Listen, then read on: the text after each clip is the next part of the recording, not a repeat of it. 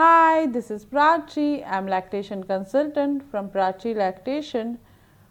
We are doing a series of videos on important topics of breastfeeding class.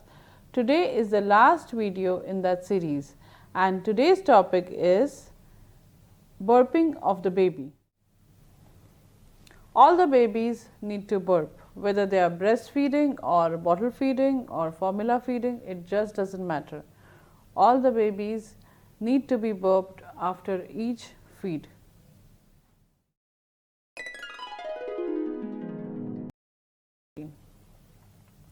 Normally, whenever the baby is feeding, baby tends to swallow air along with the milk, and this happens even in breastfeeding because when the baby is latched onto the mother, there is still a chance that air passes from the corners of the baby's mouth into the baby's tummy. So, it is important that babies are burped well and are burped after every feed. For the breastfed babies, it is true that in initial first 2-3 days, burping is not required, or even if the baby is not burped well, it doesn't really matter much. This is because the quantity of milk baby consumes is really less, but as the quantity of milk increases per feeding, burping becomes necessary. Otherwise, after some time baby spits out milk.